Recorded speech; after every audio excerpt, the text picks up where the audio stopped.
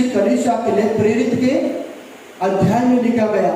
उसके उस पत्री के अंदर वहाँ पर इफिसुस के जगह पर क्या क्या हुआ था उस नगर में, उसकी कहानी को लिखा गया। उस स्टोरी में आप लोगों के सामने बताना चाहता हूँ। जिस रीति से पौलुस धूप में गया, जिस रीति से पौलुस जो है वहाँ पर बढ़ोतरी देखा परमेश्वर का, और जिस रीति वहाँ पर कलीसिया बढ़ गया, उसके ऊपर स्टोरी है। इफिसुस का एक मैप दिखाया जाए। मैप,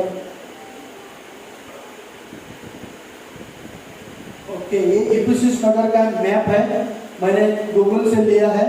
हो सकता है इससे थोड़ा सा अलग भी होगा।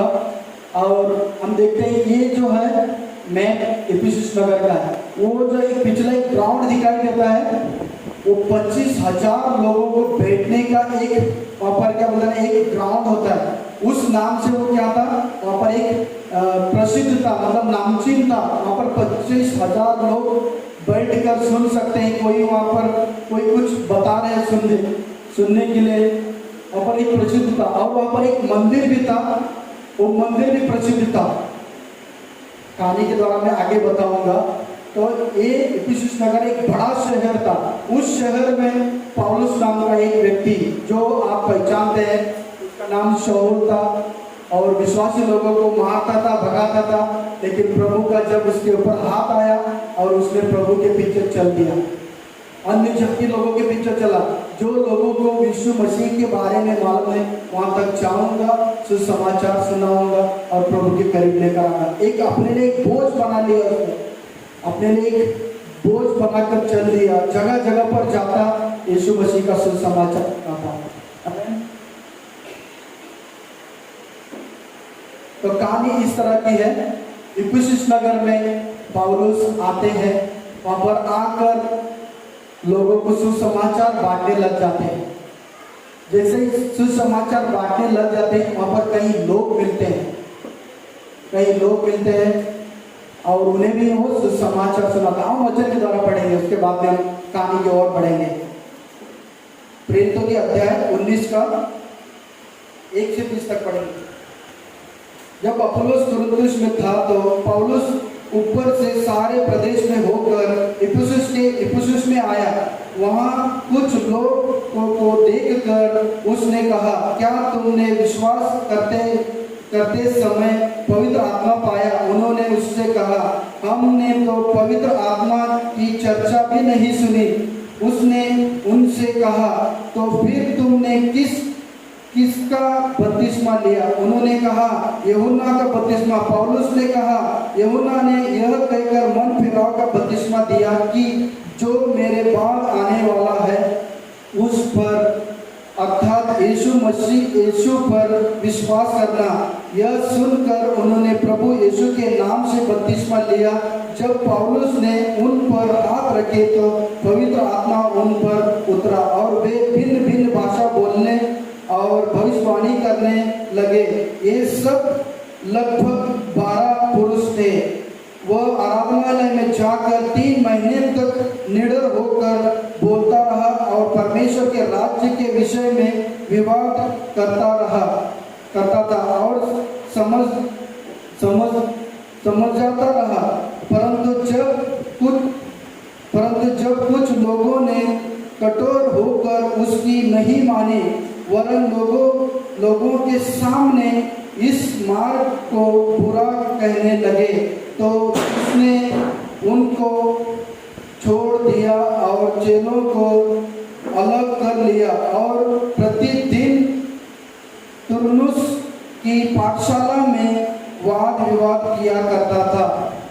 तो 2 वर्ष तक यही होता रहा, यहाँ तक कि आशिया के रहने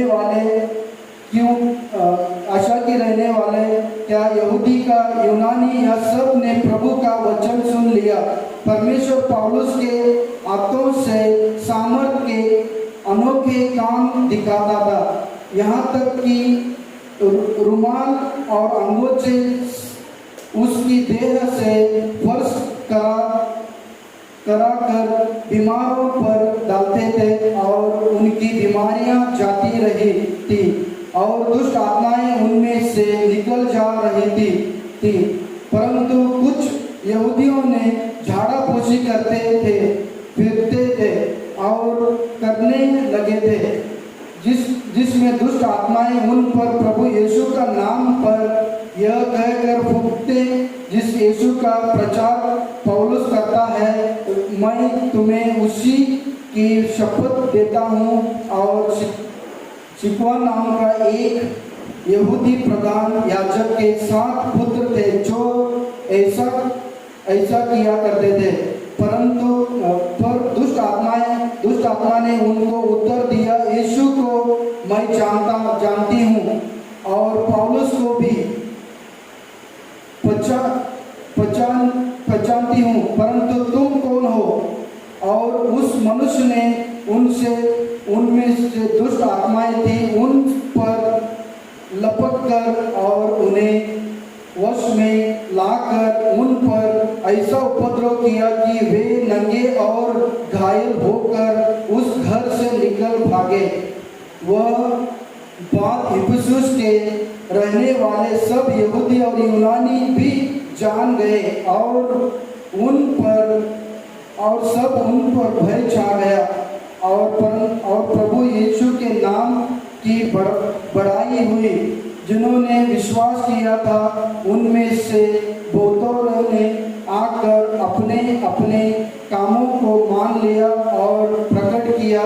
जादू टोना करने वालों में से बहुतों ने अपनी अपनी पोटलियां इकट्ठी करके सबके सामने जला दी और जब उनका दाम जोड़ा गया तो 50,000 चांदी के सिक्कों के बराबर निकला।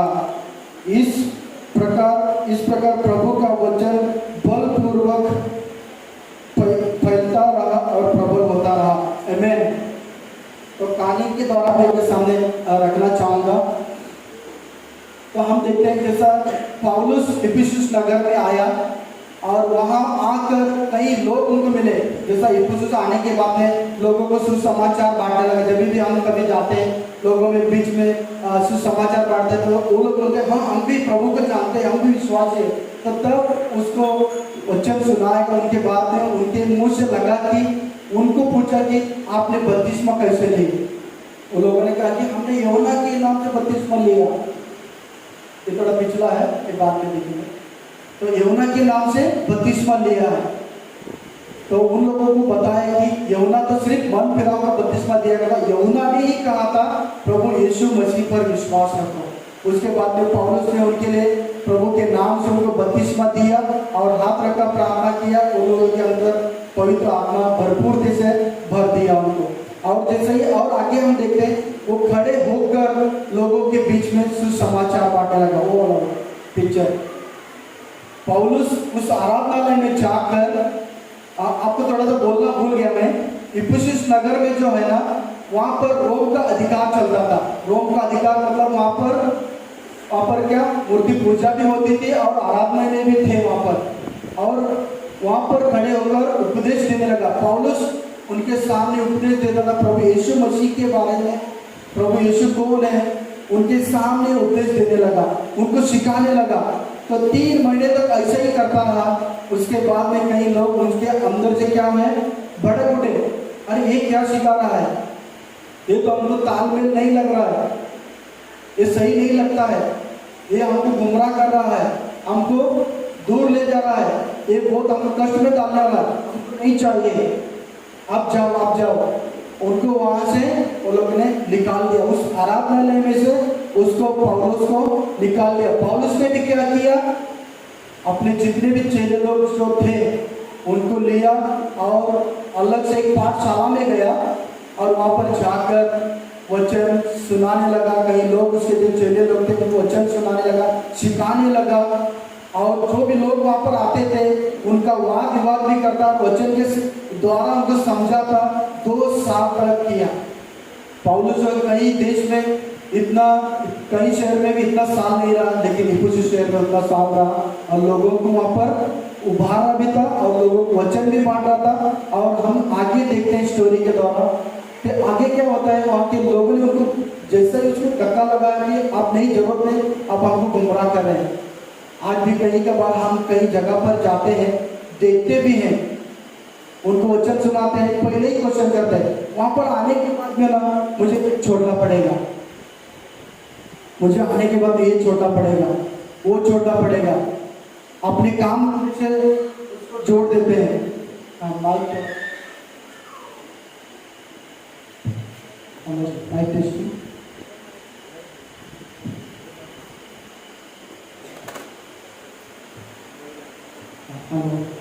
अपने काम धंधे से जोड़ने लग जाते हैं, जो भी लोगों को हम सुसमाचार सुनाते हैं, और हम भी उसके अंदर के अंदर बहुत ही गड़बड़ी करने लग जाते हैं। हम भी ये गड़बड़ी करने लगते हैं कि अभी मतलब सुनाया वचन, अभी का अभी हमको रिजल्ट चाहिए। जैसे कि हम पौलुस को देख सकते हैं, वहां पर उसने क्या किया, 3 महीना सिखाया, 3 महीने के बाद लोगों ने उसको दुत्कारा, और लेकिन उस शहर से भागा नहीं हो, वहीं पर रहकर लोगों को और वचन सुनाता और लोगों को परमेश्वर का राज्य के बारे में बताता। तो हमें भी इमीडिएटली, जैसे कि उदाहरण के तौर से बोलो तो आज हमने आम का पेड़ बीज बोया है, कल ही फल वहां पर नहीं मिलेगा, उसके लिए हमको खाद डालना पड़ेगा, उसके लिए हमको पानी डालना पड़ेगा, उसके लिए बहुत मेहनत करना पड़ेगा, उसके बाद में ही फल आएगा। जैसा कि पौलुस ने किया, उसको देखकर हमको भी समझने की जरूरत है। जैसा वहां पर कुछ ठोकर आए तो हमें भागना भी नहीं है, जैसा पौलुस ने वहां पर लोगों ने उसको धुतकारा, फिर भी उसने वहीं पर रहकर परमेश्वर का वचन सुनाने में वो रुका नहीं, सुनाता रहा। तो हमें भी कहीं भी जाते हैं, कहीं अड़ोस पड़ोस में लोगों को हम वचन सुनाते हैं, तो हमें इमीडिएटली फल ढूंढने की जरूरत नहीं। इमीडिएटली मिला, अच्छा है, प्रभु को धन्यवाद, हमको कहीं मेहनत करना भी है, जैसा पौलुस ने किया। तो कहानी को आगे ले जाते हैं। जैसे इसके ऊपर और थोड़ा सा जोड़ना चाहूँगा, हम देखते हैं ज़्यादातर महाराष्ट्र में बोलो, कर्नाटक साइड में बोलो, हम प्रभु का नाम बताते हैं तो वो लोग क्या बोलते हैं, हाँ सच में हम प्रभु को चाहते हैं, प्रभु यीशु बहुत सामर्थ्यशाली है, उसके पास बहुत ताकत है, हमने सुना है, सब कुछ है, लेकिन वहाँ पर बहुत दुख भी है।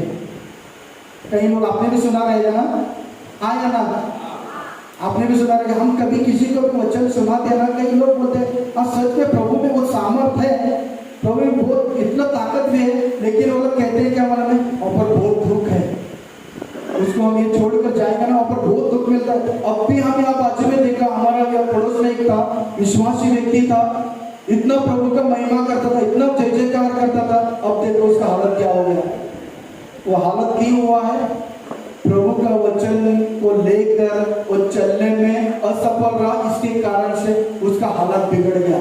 वही उदाहरण का कारण यहाँ पर हो गया। जो कोई हम विश्वास प्रभु यीशु मसीह पर विश्वास करते हैं, पूरी रीति से विश्वास से उसके वचन को पकड़कर हमें चलना चाहिए। जैसे कि वचन बताता है कि हमारे लिए वो एक ज्योति है, पैरों के लिए, हमारे लिए पैरों के लिए प्रभु का वचन हमारे लिए ज्योति है। जैसा बोलते हैं ना, अंधेरे में हमको टॉर्च की जरूरत होती है, वैसा ही प्रभु का हमारे लिए एक टॉर्च की तरह, ज्योति की तरह हमें मार्गदर्शन करता है। उसको जब हम छोड़कर जाएंगे, अंधेरे में जाएंगे, ठोकर खाना तो बनता ही है, हाँ या ना, ठोकर खाना तो बनता है, क्योंकि अंधेरे में कुछ दिखेगा नहीं, क्या ठोकर है। जब हम प्रभु का वचन को अपने जीवन में बांध कर चलेंगे, हमारे लिए उजाला दिखाएगा, हम भली भांति उस मार्ग पर चल सकते हैं। आमीन। कहानी को आगे जाएंगे हम।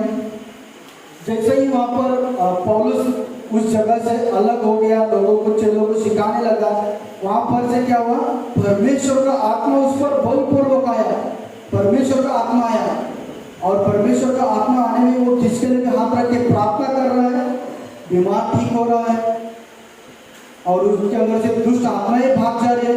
इतना ही नहीं, वो क्या बोलते हैं, उसके अंग के ऊपर कोई वस्त्र रखा और निकाला, बीमार के ऊपर जाकर रखने से भी क्या हो रहा है, लोग चंगाई पर, समझो पौलुस पीछे है, यहाँ पर आ नहीं सक रहा है, उसके ऊपर कपड़े से छुआया और लेकर गया, बीमार के ऊपर रखा, वो ठीक हो गया, बीमारी ठीक हो गई, दुष्ट आत्मा से पीड़ित जो था वो दूर हो गया, दुष्ट आत्मा भाग गए और चंगाई पाया।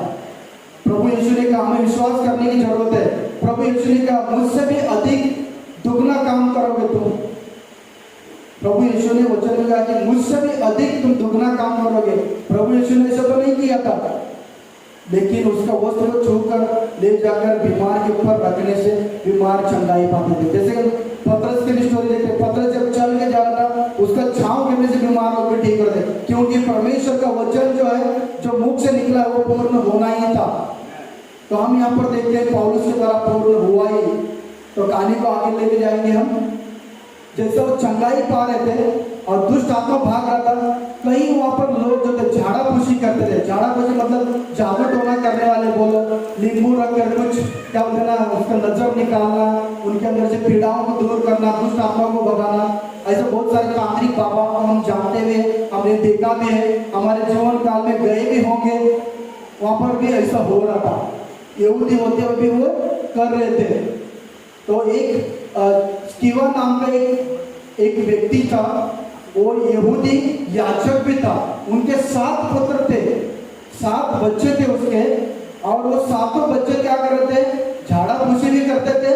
और अब तो नया बाबा देख लिया, यहाँ पर पौलुस बाबा के ऊपर कपड़ा रख के ले जाकर रखने से बीमार ठीक हो रहे, उसका नाम लेने से चंगाई थे। उन्होंने देखा रहेगा पौलुस जैसा प्रभु यीशु के नाम से दुष्ट को भगाकर, उन्होंने देखा रहेगा।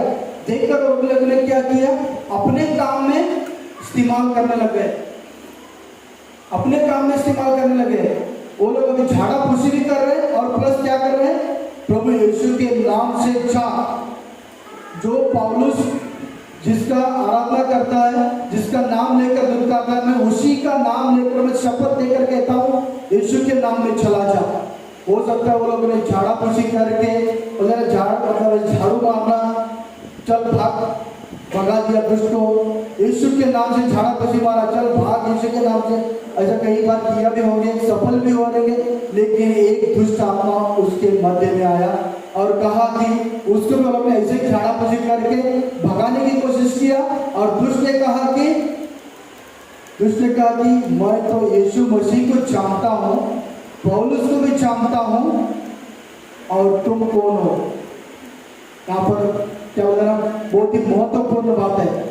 यहाँ पर देखते हैं वो झाड़ा फूसी करने वाले प्रभु यीशु पर विश्वास नहीं करते थे, वो लोग सिर्फ काम में लाते थे।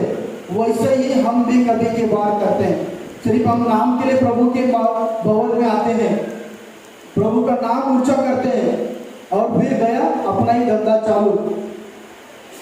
तो हमें उस धंधे से मुड़ना है। हो सकता है कोई भी हमारे जीवन में हो, कोई भी प्रभु को छोड़कर गलत रास्ते पर लेकर जाता हो, उस काम को हमको छोड़ना है। ये लोग ने सिर्फ वहाँ पर नाम के लिए करते थे, मतलब कमाई के लिए, और हमें भी सिर्फ नाम के लिए नहीं करना। यहाँ पर आने मतलब पूरा आत्मा से, पूरी सच्चाई से प्रभु की आराधना करना है, अपने जीवन में उसकी वचन को बांध लेना है। जैसा आने वाले दिन में हम सुन रहे हैं, कई लोग कहते भी हैं अब तो ये गवर्नमेंट आया, ये होगा वो होगा, आने वाले दिनों में ये वचन भी नहीं होगा। हमारे जीवन में छपा है तो वो हमारे लिए एक उजाला बनेगा और टॉर्च की तरह कार्य करेगा, हम भली भांति आगे चल सकते हैं। आमीन आमीन। कहानी को आगे ले जाते हैं। जैसा कि वो दुष्ट को भगाए, दुष्ट ने उनको बोला कि मैं प्रभु यीशु को जानता हूँ, पौलुस को जानता हूँ, तुम कौन हो। वैसे ही जो प्रभु यीशु को मानता है, हमारा भी नाम उसमें जोड़ो, आपका भी नाम जोड़ो। प्रभु यीशु को सच्चाई से विश्वास करके आपका भी नाम जोड़ो, मैं इसको भी जानता हूँ, तू कौन है। वैसे ही वहाँ पर प्रभु का वचन कहा, दुष्ट ने कहा, और प्रभु का वचन में लिखा है कि दुष्ट ने कहा, और उसके बाद देखते दुष्ट क्या किया, उन पर प्रबल हुआ और उनको मार मार के भगाया, वहां से मार मार के भगाया, यहाँ तक कि वो लोग नंगे पैर और नंगे ही भागे, उतना उनके ऊपर का कपड़ा फाड़ गया। आप लोगों को पता है कई लोगों को दुष्ट आत्मा से पीड़ित है तो 10 लोग उसके सामने कुछ नहीं, ये तो सिर्फ 7 थे, उनको भगा के मारा। वो लोग भगा के मारने के कारण वो लोग क्या किया, भाग गए। इफिसी शहर में क्या हो गया, फैल गया कि ऐसा हुआ यहाँ पर, ये लोग झाड़ा फूसी करते थे, ये हो गया। सच में प्रभु यीशु महान है। सब लोगों ने जो पहले धक्का लगा के पौलुस को कहा था कि तो हमें गुमराह कर रहा, हमें इस मार्ग से हटा रहा है, अब हमको छोड़, इधर से निकल जा, वही लोगों ने क्या किया, अपने कामों समेत मैंने एक काम किया था, मुझे पश्चाताप हो रहा है, मुझे मालूम है प्रभु यीशु तू ही है, परमेश्वर तू ही है, मैं घुटने टेकता हूँ, परमेश्वर वही है। सारे वहाँ के एफिसुस के लोगों ने घुटने टेके उसके सामने, प्रभु के सामने, और पूरी रीति से प्रभु का आत्मा वहां पर आया और सब लोग प्रभु की महिमा करने लगे। आमीन। जोरदार तालियां हो सकती है प्रभु के लिए। और प्रभु का जैसा आत्मा आया, पूरी रीति से लोग इफिसस के लोग प्रभु को महिमा करने लगे। और यहाँ तक कि लोग है ना इतना बढ़ रहे थे, और फिर से पौलुस जो है उनके सामने खड़े होकर उपदेश देने लगा। इतना बढ़ोतरी होने लगा, कलीसिया वहाँ पर कलीसिया फैल गया और कलीसिया में एक मजबूत हो गया। और पौलुस का काम तो यही था कि वो क्या करता, जगह जगह पर जाता, सुसमाचार सुनाता और एक नियुक्त करके वो आगे चला जाता। कई दिनों के लिए वो क्या किया, वहां से और दूसरे देश में प्रचार के लिए वो आगे निकल गया। जैसे ही हम देखते हैं वहां से निकल गए, यहाँ तो प्रभु का यहाँ पर महिमा बढ़ाई हो रही है, लेकिन वहां पर तो संकट आना भी बनता था। क्योंकि जब हम प्रभु के मार्ग में जाते तो कांटे आएंगे, हमको कांटों को हटाना है। जैसा आज भविष्यवाणी आया, फूल पर हमको चलने के लिए नहीं मिलेगा, हमको संकट आएंगे, तकलीफ आएंगे, लेकिन ये सब कुछ सहने के लिए प्रभु ही हमारा मदद करेगा और आगे हमको ले जाएगा। प्रभु एक दोस्त की तरह हमको आगे ले जाएगा। वैसे ही हम आगे देखते हुए खुशी से प्रभु का महिमा कर रहे थे, बड़ाई कर रहे थे। आगे हम कहानी के द्वारा देखते हैं, एक दिमेत्रियुस नाम का एक व्यक्ति था। ये वचन पढ़ेंगे, उसके बाद में ये भी स्टोरी आप लोगों के सामने बताऊंगा। इसी पत्री में है, प्रेरित 19 का 23 से 27। कोई मेरे लिए पढ़ेगा?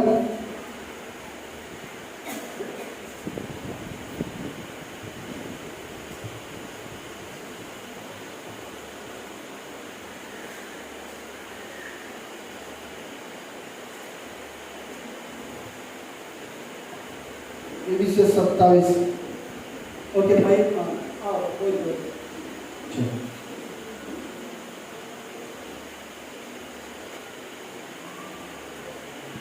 उस समय उस पंथ के विषय में बड़ा हुल्लड़ हुआ, क्योंकि दिमेत्रियुस नाम का एक सुनार अर्तिमिस के चांदी के मंदिर बनवा कर कारीगरों को बहुत काम दिलाया करता था। उसने उनको और ऐसी ही वस्तुएं के कारीगरों को इकट्ठा करके कहा, हे मनुष्यों, तुम जानते हो कि इस काम से हमें कितना धन मिलता है।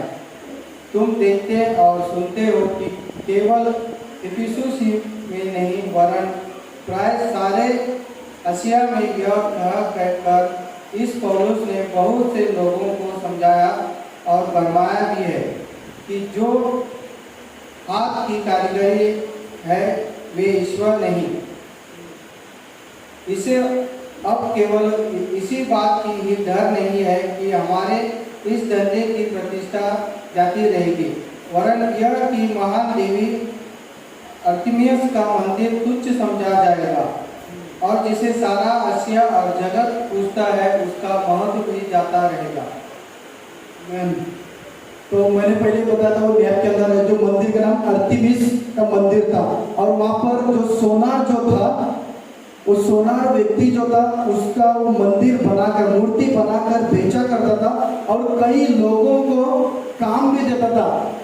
ये लोग तुम काम करो, तुम काम करो। हो सकता है उस समय में इतना प्रसिद्ध था, उस हो सकता साल में या ऐसा कुछ यात्रा होता है ना, उस समय में ये करना ही है। कई लोगों को पता है कि हम जिस जगह से आ रहे हैं उसका मुहूर्त देना ही चाहिए, उसका आंख देना ही चाहिए, ये चाहिए वो चाहिए, बहुत कुछ होता है। तो वैसे ही वहां पर भी ऐसा होता था। तो वो बहुत सारे मूर्त बनाकर चांदी का वो बेचता था, उसको कमाई होता था। अब उसको क्या होने लगा, कमी होने लगा, घटी होने लगा। उसके कारण वो लोगों को क्या करता है, इकट्ठा करता है। लोगों को इकट्ठा करके क्या करता है, देखो तुमको काम मिल रहा था, तुम्हारा पेट पल रहा था, इसके कारण हो रहा था। अब तो पौलुस नाम का जो व्यक्ति है इस एशिया नगर में, जो इफिसुस में जो है, वहां पर जगह जगह पर उसने फैला दिया, ये हाथ का कारीगरी, वो झूठ है, वो परमेश्वर नहीं है, परमेश्वर तो खुदा है। उसको पकड़ो, उसके पीछे चलो। लोगों को भड़काया उसने, अब हमारा पेट मर रहा है, अब क्या करेंगे, उसका विरोध करेंगे। आप लोगों को एक बात बताना मैं भूल गया, जैसा पौलुस जो है कुरिन्थुस नगर से जब वो अलग अलग प्रदेश के होकर आ रहा था, उस समय में, आते समय में परमेश्वर ने उसके इस शहर में पहला नहीं जाना। उस इफिसुस शहर में जाने से मना किया था। कई दिन बाद परमेश्वर ने फिर कहा अब तू जा सकता है। कभी कभार हम परमेश्वर का बात को सुनते हैं, सुनने के बावजूद वहां पर कदम रखते हैं तो वहां पर बहुत सारे आपत्ति आती है। पौलुस ने ऐसा नहीं किया। पौलुस ने परमेश्वर का बात को सुना, उस समय में नहीं गया जब परमेश्वर का आत्मा ने कहा कि मत जा, उस समय में नहीं गया, दूसरे देश में गया, वहां पर कलीसिया को स्थापित किया और इस देश में आया। हमें भी ध्यान रखना है कि जब परमेश्वर का आत्मा हमारे अंदर बोलता है तब उसको हमें पकड़ना है और उसके अनुसार ही करना है। हम कभी कभार ज्यादातर क्या करते हैं, हमारी कभी कभी नहीं अभी नहीं जाऊंगा तो मेरा नुकसान होगा, मेरा नुकसान होगा, मुझे जाना ही पड़ेगा। लेकिन आत्मा अंदर से बोल रहेगा मत जा। जैसे ही हम जाते हैं रास्ते में कुछ ना कुछ घटनाएं घट जाते हैं, उसके बाद में हम कहते हैं सच में मुझे जाना नहीं चाहिए था, मैं निकल गया, परमेश्वर मुझे बचा, परमेश्वर मुझे क्षमा कर। बाद में हम रोने लगते हैं। तभी हम उसको सुनकर हम कदम बढ़ाने से थोड़ा सा कतराते हैं, उस समय में अपनी फायदा ढूंढते हैं। जैसे इसने क्या किया, पौलुस ने सुना और अमल किया, नहीं गया और बाद में गया। बाद में क्या बड़ा बड़ा चिन्ह चमत्कार वहां पर देखा गया। तो कहानी वापस जैसा मुहूर्त करके वो बेचकर उनका पेट चल रहा था, लोगों को इकट्ठा किया और वहां लोगों को लेकर आया। पौलुस ने ऐसा किया वैसा किया, यहाँ पर जितने भी मशीन लोग हैं उनको पकड़कर ऐसा होना चाहिए वैसा होना चाहिए। तो वो लोग ने इकट्ठा होकर कई दो व्यक्तियों को पकड़ा, उन्होंने पकड़कर कहाँ लेकर आए, जैसा 25,000 लोग जहाँ पर इकट्ठा होते हैं, रंगशाला, उसका नाम रंगशाला वचन में लिखा है। तो एक स्टेडियम की तरह था, उस जगह पर लेकर आते हैं और उनको हाथ बांधते हैं, थोड़ा हाथ बांधते हैं और उनके सामने सबके सामने लेकर आते हैं। और वहाँ पर पौलुस भी आ गया। पौलुस को खबर लग गया कि ये तो उल्लड़ मच गया, उधर इधर से पब्लिक हो रहा है, कई लोगों को मछली लोगों को सताया जा रहा है, ये हो रहा है वो, वहाँ तक खबर लग गया। पौलुस सुनकर वहाँ पर आ गया। जैसे ही आ गया उस रंगशाला के बाहर खड़ा है, अंदर जाना चाहता है। वहाँ पर अंदर 2 लोगों को पकड़कर सैनिक लोग और कई सारे लोग, वहाँ पर कई सारे लोग थे और उनमें से कई लोगों को ये भी नहीं मालूम था कि ये किस मुद्दे पर यहाँ पर बातचीत हो रही है, किस मुद्दे पर यहाँ पर हम निकट है, उनको कुछ नहीं मालूम था। सिर्फ वो लोग बोल रहे थे कि अर्तेमिस जो देवी था उसका नाम महान हो, सिर्फ यही कर रहे थे, यही चिल्ला रहे थे वो लोग। उनको कुछ मालूम नहीं था किस मुद्दे पे वहां पर चल रहा है। तो लोगों ने वहां पर इकट्ठा हो रहे थे, तो पौलुस अंदर घुसने की कोशिश की तो वहां पर उनके चेले लोग आकर उसको पकड़ लिया और कहने लगा, पौलुस को कहने लगे भाई आप अंदर मत जाओ, अंदर मत जाओ, अंदर आप जाएंगे तो और भी माहौल बिगड़ सकता है, आप अंदर मत जाओ। कई और लोग थे, उनके चेले लोग थे, एक अच्छे अधिकारी लोग भी प्रभु यीशु को मानने लगे थे, वो लोग भी कहने लगे कि आप अंदर मत आओ और माहौल बिगड़ सकता है। तो पौलुस ने उनकी बातों को सुनकर वो गया नहीं। बाद में हम देखते हैं एक वहाँ का एक मंत्री व्यक्ति, जो अधिकार व्यक्ति रहता है, वो व्यक्ति खड़े होकर सबके सामने कहने लगता है, इनके अंदर तो कुछ ऐसा बर्ताव दिखता नहीं कि बुराई कर रहे हैं, तो अर्तेमिस भगवान का कोई निंदा नहीं कर रहे हैं, ना ही ये लोग चोरी कर रहे हैं। इनको किस मुद्दे से यहाँ पर पकड़ कर लाया है, किस मुद्दे से इनको पकड़ कर लाया है? मुझे तो उनके अंदर कुछ कमियां नहीं लग रहा है। वो तो प्रभु के बारे में कहते हैं, वो तो हमारा भलाई के बारे में हो रहा है, ये थोड़ी हमारे बुराई के बारे में कह रहे हैं। हमारा देवी क्या है, महान है, महान रहेगा। उसने भी एक डायलॉग ठोक दिया, महान है, महान रहेगा। उसने स्वर्ग से उतरा है, उन लोगों का जो क्या था, स्वर्ग से उतरी है देवी, उसका महिमा होनी चाहिए। उसने भी एक डायलॉग फेंका कि कहा कि वो महान है, महान ही रहेगा और इनको क्यों अटका दे, इनको छोड़ देना चाहिए। जैसे ही उनको छोड़ दिया और वहाँ के सभा में जो इतने भी लोग इकट्ठे थे उनके सामने कहा कि जो देमेत्रियुस नाम का जो व्यक्ति जो था, वो सोनार व्यक्ति जो था, सोना मतलब सोना बनाने वाला मालिक समझो, वो व्यक्ति अपोजिशन ला रहा, क्योंकि उसको कमी कटी हो रहा था, उसने अपोजिशन ला, उसको कहा कि उस मंत्री ने कहा कि आपको कुछ दिक्कत है तो इनको ले जा सकते हैं, आप कानून के सामने कोर्ट कचहरी में ले जा सकते हैं और जो भी आगे आप मुकदमा चला सकते हैं। हम यहाँ पर जो भी इकट्ठे हुए हैं अब हमारे ऊपर से ये हटा देते हैं। हम इसका सभा का हम वापस रिपीट, किसी को उस समय रोम अधिकार चलता था, उनके सामने हम क्या जवाब दे, किस मुद्दे पे इनको सजा दिया, किस मुद्दे पे इनको अटकाया, हम उसका उत्तर नहीं दे सकते। यहीं पर सभा समाप्त। तो उसने कहा और लोगों को वहां से अलग अलग विदा कर दिया और दिमित्रियुस ने भी वहां से निकल गया।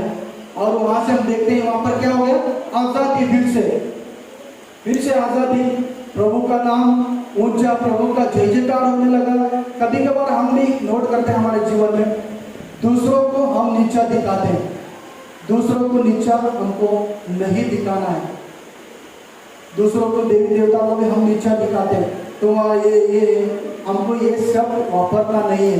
सिर्फ हमको प्रभु यीशु के मार्ग पे ले जाने के लिए उनको प्यार से, हर जगह जगह पर वचन कहता है कि हमको सामने वाले व्यक्ति को प्यार से ही समझाना चाहिए, ना कि क्रोध से। कई लोग भड़क जाते हैं, उसको उत्तर एकदम गुस्से से देने लगते हैं।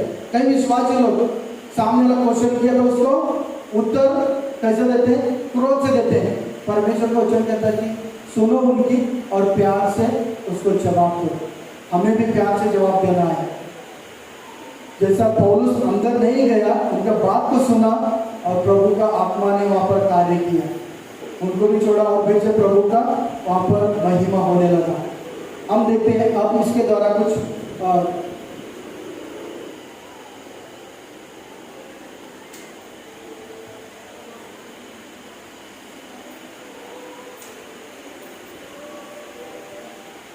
ओके, जैसा कि हम जब नया मसीह हो जाते हैं, नया मसीह होते हैं, तो पहला तीर हमें कहाँ से आता है, हमारे घर परिवार से आता है। पहला तीर हमारे घर परिवार से आता है। और वहाँ के इफिसुस के नगर के सोनार ने पहला क्या किया, अपना ही पड़ोसी तो उंगली उठाने लगा, इसको रोको, ये गलत है, अपना पेट पालने के लिए। वैसे ही हम देखते हैं जब हम मसीह बन जाते हैं, पहला तीर अपने ही घर से निकलता है। वो तीर कैसे निकलता है, कुछ मैं उदाहरण के तौर से बताना चाहूँगा। हो सकता है सही भी हो सकता है, थोड़ा सा अलग भी लगेगा, तो आप गेस कर लेना। तो पहला तीर जब आता है, समझो हम घर परिवार में हम 3-4 भाई हैं, अब हम देवी देवताओं की पूजा कर रहे हैं। जैसे ही कोई मसीह बन गया, तो अब मैं देवी देवताओं की पूजा नहीं करता, तो दूसरे भाई लोग क्या सोचेंगे, अब तो पूरा भार हम पर पड़ा, सब कुछ पूजा का सामान हमको लाना पड़ेगा, हमारा खर्चा बहुत होगा। क्या मैं सही बता रहा हूँ, क्या मैं सही बता रहा हूँ? हाँ तो बोलो, मुझे भी अच्छा लगेगा आप सुन रहे हो। तो ये पहला पॉइंट हो सकता है, छोड़ कर गए मतलब भार मुझ पर पड़ा, मुझे भी लाना पड़ेगा। पहला 100 खर्चा होता था, अब मुझे क्या होगा, 200 पड़ेगा, 300 पड़ेगा। उस मुद्दे से वो लोग क्या करते हैं, विरोध करते हैं, विरोध करते हैं। आप जा रहे हो गलत है, उधर नहीं जाने का, इधर नहीं जाने का, हमारा पुराना ये वो, इसको मानना चाहिए। ये एक पॉइंट होता है। दूसरा पॉइंट, ज्यादातर जब मसीह बन जाते हैं तो हमारे ही लोग, हमारे ही परिवार के लोग, वो लोग सोचते हैं अब तो मसीह बन गया मतलब वो चाहेगा, उसको हम कितना भी कठोरता करेंगे ना, वो हो सकता है जमीन जायदाद भी छोड़ कर जाएगा, मैं मालिक बन जाऊंगा। क्या सही है ये? कठोरता करते हैं, छोड़कर जाना चाहिए वो, नहीं तो फिर से मुड़ के आना चाहिए। फिर मुड़ के आने के बाद में भी कई लोग होते हैं, वो तेरे लिए अच्छा था, ये तू इधर गलत में आ गया, वापस उधर ही जा, ऐसे भी होता है। ज्यादातर परिवार के ही अंदर से लोग क्या करने लगते हैं, जैसे ही वो गया मतलब कुछ उसका कुछ हिस्सा है, वो लपकने की कोशिश करते हैं, उसको हड़पने की कोशिश करते हैं। जो आपका है प्रभु ने आपके लिए रखा है, डरो नहीं, वो आपके लिए मिलेगा ही 100%। परमेश्वर का वचन सही है। जैसा कि प्रेरित के अध्याय में लिखा, पतरस ने सवाल किया था प्रभु यीशु को, मैं सब कुछ तो छोड़ के आया, मुझे क्या मिलेगा? तो प्रभु यीशु ने कहा था कि तुझे स्वर्ग में वहां पर अधिकार में मिलेगा, जो कुछ तूने छोड़ के आया वो दुगना में मिलेगा। आमीन, दुगना सच में मिलेगा ही, उसके लिए पीछे मुड़ कर जाना नहीं है। आप विश्वास रखो प्रभु यीशु पर, प्रभु यीशु ही एक कार्य करेगा। जैसा हम देखते हैं पूरे कहानी में देखा, प्रभु यीशु का उसने सुना पौलुस ने, और परमेश्वर ने वहां पर कार्य किया, वैसा ही होगा। उनको डरना नहीं कितना भी हमको गुमराह करने की कोशिश करे, कितना भी हमको दुखाने की कोशिश करे, हमें फिर भी प्यार से ही जवाब देना है। जब हम उस कष्ट में, उस संकट में, उस कांटे को हटाते हटाते चलेंगे, दुख सहते हुए, परमेश्वर का आत्मा उस व्यक्ति को बदलेगा, अपने परिवार को पूरी तरह से प्रभु के मार्ग में लेकर आएगा। वचन कहता है कि एक पत्नी मसीह में आती है, पति नहीं आता है, उसके कारण वो धर्मी ठहराया जाएगा। एक ना एक दिन वो भी प्रभु के तरफ आएगा। उसके प्रार्थना के द्वारा, उसकी आराधना के द्वारा हमें विश्वास रखना, हमारा भी परिवार एक ना एक दिन आएगा ही, प्रभु में चलेगा ही। ये विश्वास रखो, ये पूर्ण होगा ही, क्योंकि परमेश्वर ने वचन में कहा। ये दूसरा पॉइंट है। तीसरा,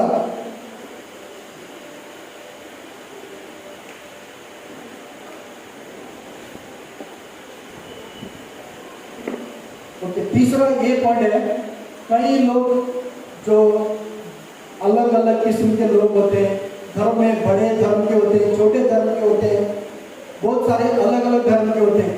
कई लोगों का ये रहता है कि मैं बड़ा धर्म का हूँ, मेरा कॉलर ऊपर, मैं बड़ा धर्म का हूँ, मेरा कॉलर ऊपर, और मेरे ही परिवार से एक व्यक्ति प्रभु में चला जाए, लोग 4 लोग मुझे बुलाते थे, आगे बुलाते थे, मैं सामने स्टेज पर खड़ा होकर मैं उनके सामने कुछ वचन प्रचार करता था, मतलब पुराना वचन, मतलब देवी देवता का वचन, भगवत वो ये सब मैं प्रचार करता था। अब मुझे कैसे बुला के मेरे घर से निकल गया। उनके बेइज्जती के कारण वो लोगों को सताते। क्या मैं सही बोल रहा हूँ? बेइज्जती के कारण मैं अभी लोगों को क्या मुंह दिखाऊंगा, क्या बताऊंगा, मेरा भाई चला गया, मेरा बहन चला गया, मैं क्या बताऊंगा? ये सोच सोच कर उनको लोग सोचने लगते हैं, उनको तीर फेंकते हैं। तब हमको क्या करना है? विश्वास का ढाल को आगे करना है, उसको तीर को लगने नहीं देना है, विश्वास के ढाल से हमको गिराना है। आमीन। ये 3 पॉइंट बताने में आगे बताऊंगा। जैसा इफिसुस के लोग जो थे, वहां पर तो विजय पा लिया, बिंदास उनको मिल गया, प्रभु का महिमा करने के लिए, प्रभु का जय जयकार करने के लिए वो लोग घमंडित हो गए। तो पौलुस फिर से उनको इफिसुस अध्याय में लिखता है, उसमें हम देखेंगे। इफिसुस अध्याय में लिखता है कि इफिसुस 2:8-9 थोड़ा पड़ेगा।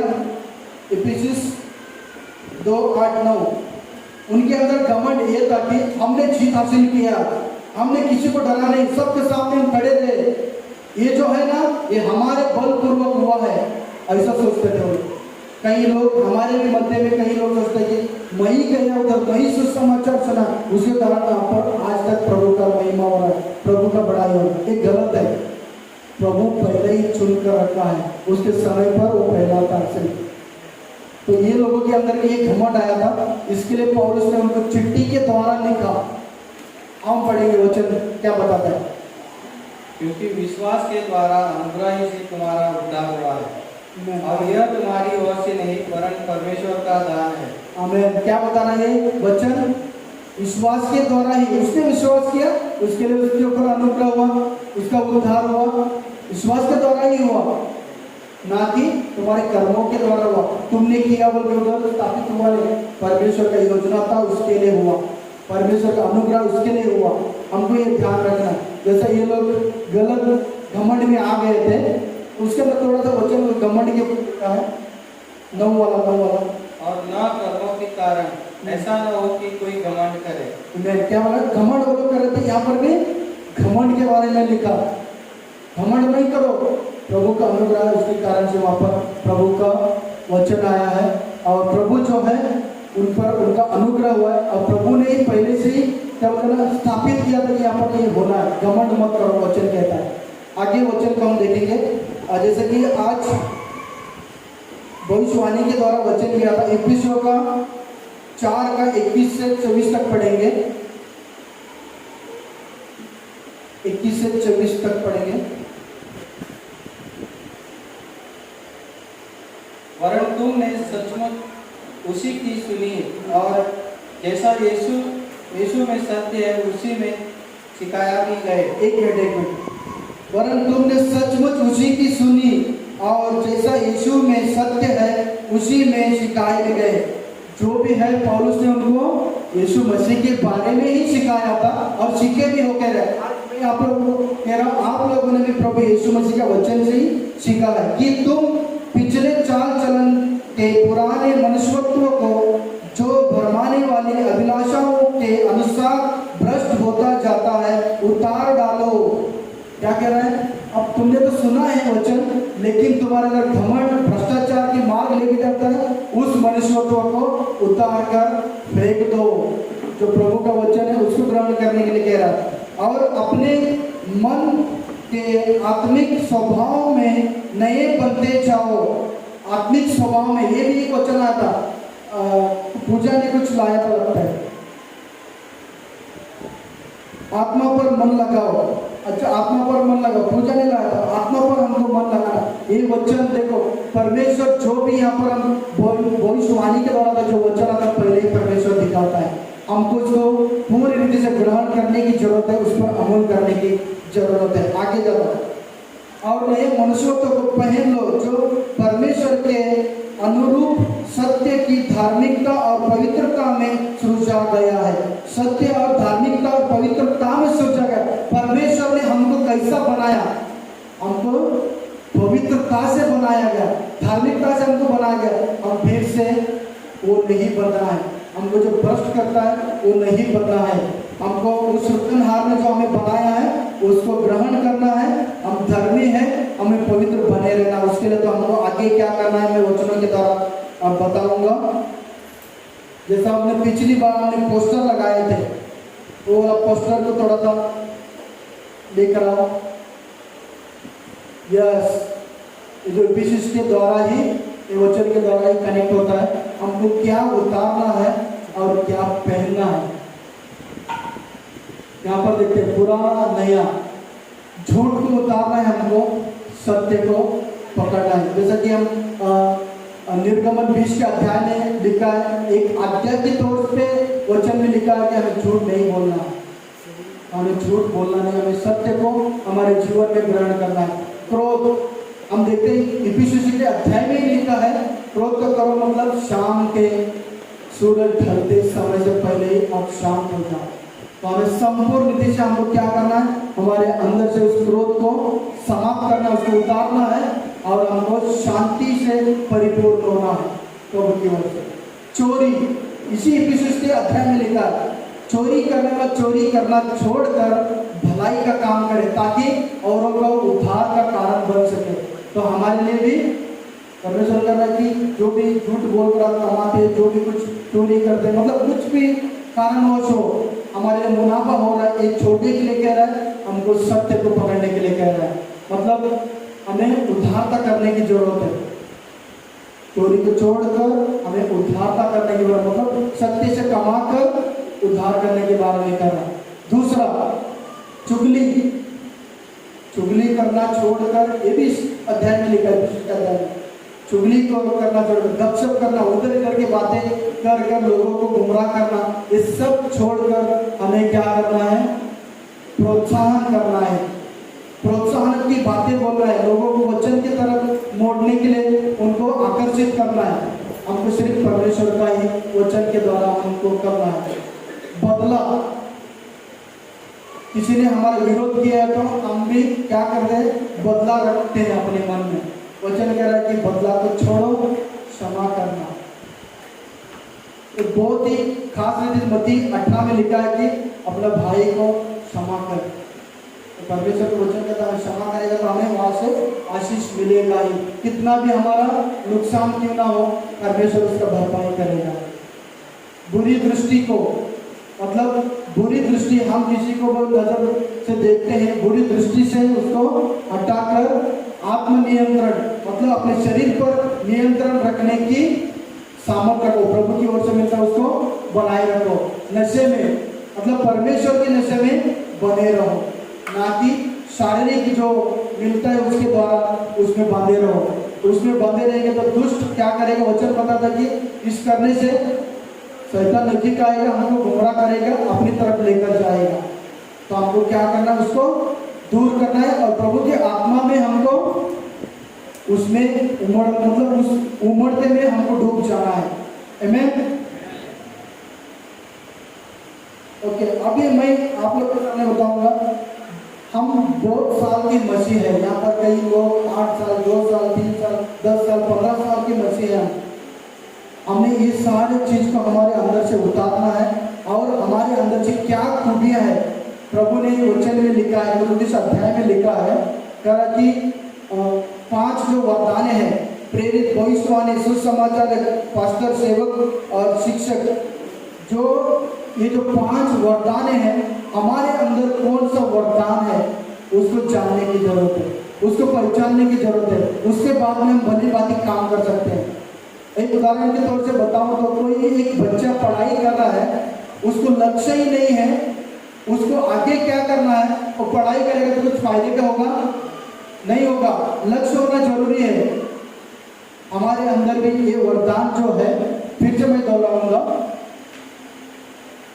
प्रेरित, भविष्यवक्ता, सुसमाचारक, पास्टर, शिक्षक, मतलब पास्टर का मतलब सेवक, शिक्षक का मतलब उपदेशक। ये आपके अंदर क्या गुण है, सेवा का गुण है, शिक्षक का गुण है, सुसमाचारक का गुण है, भविष्यवाणी का गुण है, उसको जानने की जरूरत है, उसको पहचानने की जरूरत है। अपने अंदर हो सकता है 2 भी आपके अंदर गुण हो सकते हैं, 3 भी हो सकते हैं। ये गुण को पकड़ना चाहिए, ये महत्वपूर्ण है। जब हम पकड़ कर चलने लगेंगे, उस पर अमल करने लगेंगे, प्रभु का आत्मा हमारे जीवन में कार्य करने लगेगा और हम आशीष बहुत ही देखेंगे। आमीन। Thank you. वचन देकर समाप्त करूंगा।